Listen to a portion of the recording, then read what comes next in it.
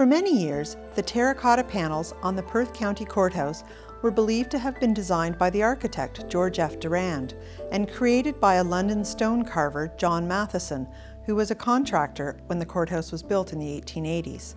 However, nearly a century after they were installed, the real artist's signature was discovered during renovations to the exterior of the building.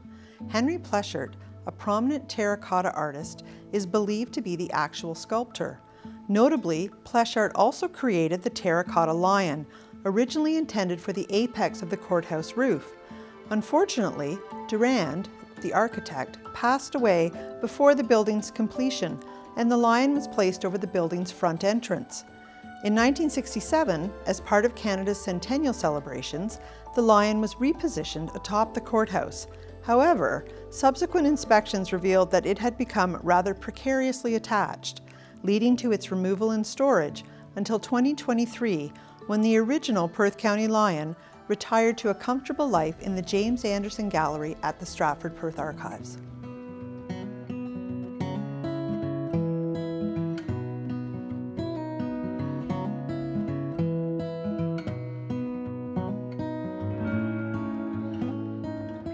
I originally said to Justice Ian that this lion needed a name. Percy is basically, Ian came up with it because of P and C for Perth County. So he thought Percy was fitting for it. So that's how he was named. I had already called mine Henry.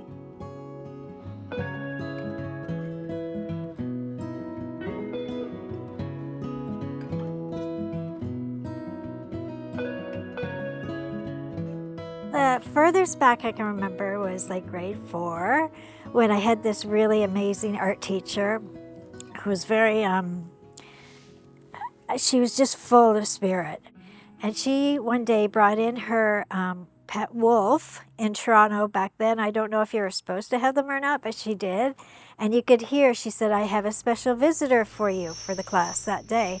And you could hear these chains going down the hallway. And I'm like, what on earth is she bringing in? And then she walks in with this handler and her, and she said, "Don't say a word.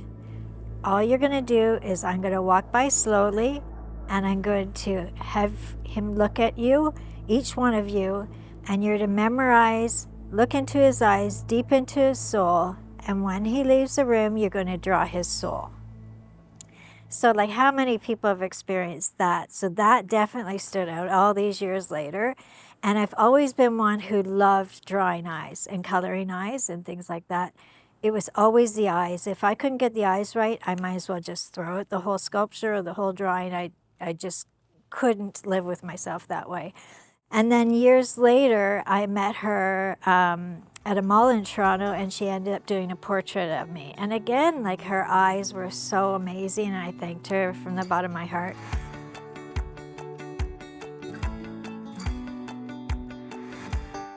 For this one, like the shield, I'd use a bigger one, so I'd measure approximately. The original Percy, they were wanting him to just be repaired at first. So that's when I was contacted by Justice Ian Leach. He didn't know if it would be possible. He had checked with some other people, and they didn't think that it could be. And I said, I think I can.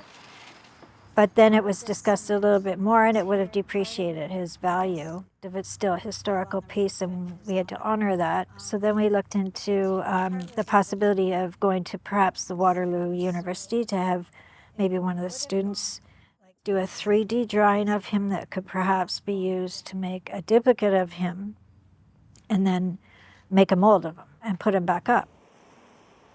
In the process of all this, Rick Baker from Plastiglass, who is the one who does the historical replica terracotta out of fiberglass, he said, "You cannot do the 3D. It won't work. Like, if it was a helmet type thing, if it's something simplified, it'll work no problem. But it will not work on this. It's way too detailed. You're going to have to do it. It can't be done in anything soft." So that was my original plan, was to do it out of clay, because I love working in just clay. But the problem with air dry clay is it cracks, and I didn't know how long from the time I finished, how long it would take, period, to the time that I finished, would that clay crack. So I kind of had to come up with something firmer. So I went back to the product that I was used to, and I taught at Gallery Stratford for years sculpting using Winterstone. So it's basically a cement, limestone, polymer mix. And then I mixed some pigments in there from another sculptor from California who makes a pigment that works with the cement. And you can start to see it come together a little bit more. So if I was to put it on without mixing this white, it actually comes to the surface. I bought 3 blocks of styrofoam, and I laminated them with foam glue. It has to be foam glue. Any other glue will melt the styrofoam. Then I took and tied them for 3 days until they bonded. Then I had a hot wire cutter, which you can use it kind of like a free-form sculpt, or there's one that can slice it. So that's how I did the roughed in.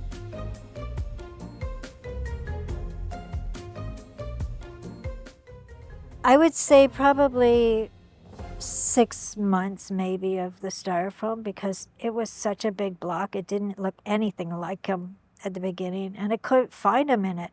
I always said that with soapstone. I can't find it in it. But you know, with soapstone, if you trust your gut to pick out a piece of soapstone physically at the quarry or at the supplier, you're drawn. It has this serious energy, right?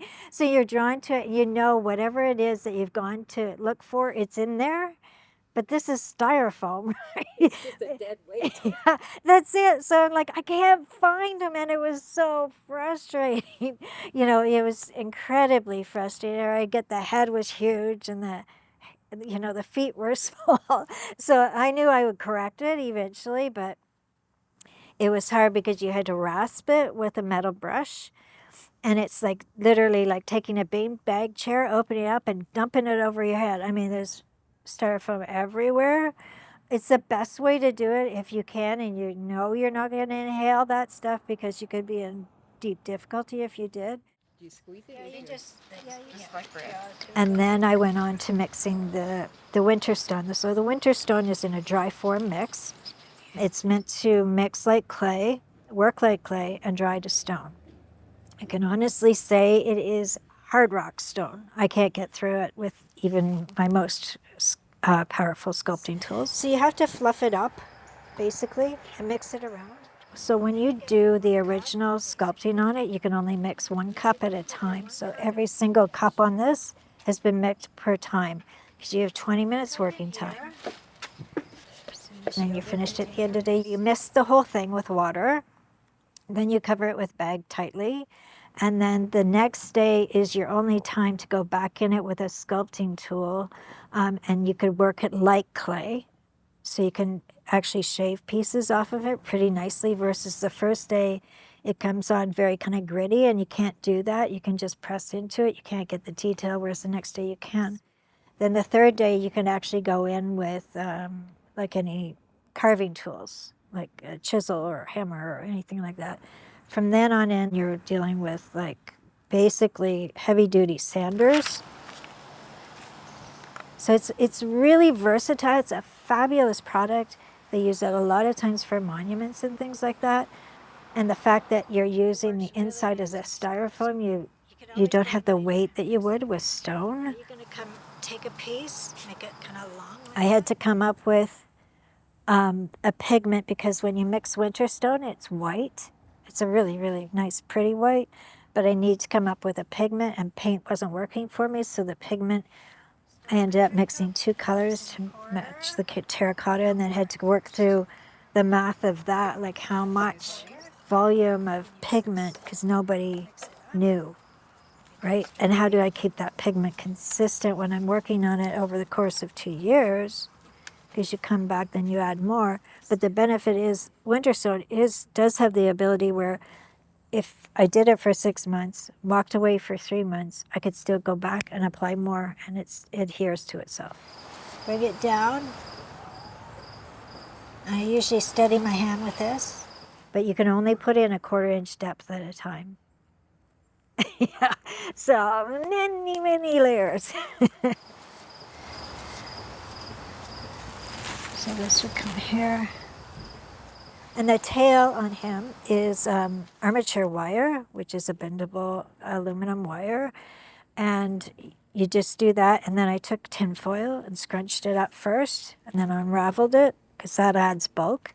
And then I put it all the way up, and then I added the Winterstone to that, so that the tail is pretty much hollow other than those two things, but it allows the air to go through there and becomes harder, because the less water you have in this Winterstone and the less mass you have per layer, the harder it'll be.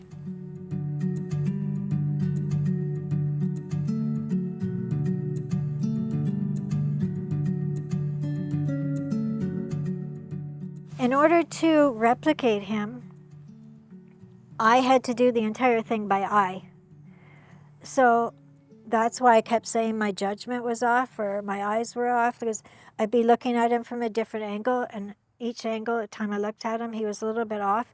So I had to go a step further and use these sculpting calipers, which is like a compass that comes out on a hinge, and I can put it over the original for, say, the jaw or the cheekbone rather, and then go over to mine and do the cheekbone and do this. I have two different sizes, and then measure the shield or measure the teeth or measure the opening of the mouth, measuring the hair width.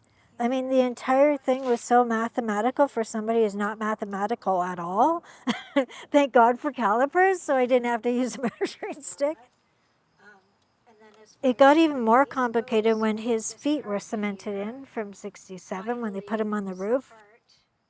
But it blocked me from seeing the other side, and I only had one picture of the front without the cement in black and white. So I was going by this front picture. But even when I did his bottom right foot, I was questioning myself. So I used this product called Warbler, which they use in cosplay, they use in probably the theater to make masks. It's plastic, thermoplastic, that you hit with a heat gun, and then you can form it over anything. So I put that over this one's foot and came back over, fit it on mine, and it was identical. So it's sometimes as an artist, I doubt myself so much sometimes that I needed that reassurance. And by taking it one step further, the beauty of using this Warbler thing to recorrect yourself is you could hit with the heat gun again and it'll be a flat piece. And then you can reuse it again and again and again.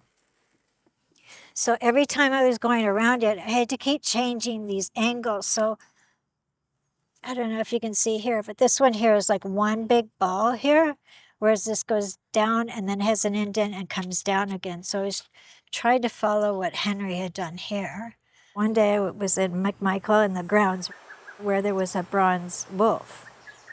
And I looked at it, I hugged it, and I thought, I just wish I could make something like this too. So one day somebody in a park or walking down the street could touch my art and could sit down with it and just feel connected, not just to the earth, but to animals, basically. I've always been drawn to animals. So I always felt animals never judged you, never got mad at you, or if they did, they never held any grudges or anything. Sometimes I would get stuck on a certain part of him that I just couldn't get it, and I physically said out loud, Henry, how did you do this? Can you just guide my hands? And my hand would go somewhere else. And then pat there, and I'm like, thanks, right? Yeah, thanks, I really appreciate that. So it feels like I not only connected to this historical sculpture, but I think I connected with the historical sculptor. And I'm actually really glad that now I can bring light to Henry Plasschaert and honor him in this way, because I feel he was a tremendous master sculptor. Master of all masters. I have gone through every quarter inch of this sculpture, and every single decision he made in it is astounding. His emotion that he's able to emit in terracotta is phenomenal. The muscles, the lip, the teeth, the tongue, the wrinkles of the tongue. He's anatomically correct, I can tell you that much. I had to go under the shield. But how he was done, and his hairs, and it was frustrating for me because I'd be down working further down on a stool, and then I'd get up in a chair, and then I'd get up, and each time I got up at different levels, I'd be like, it didn't look that way when I was sitting down here, so then I'd have to adjust it, and then you have to kind of find a mid-range because it really did depend on where you were standing, how you were looking at it. But I am really glad that I'm able to bring this to light, that he does deserve the appreciation even all these years later.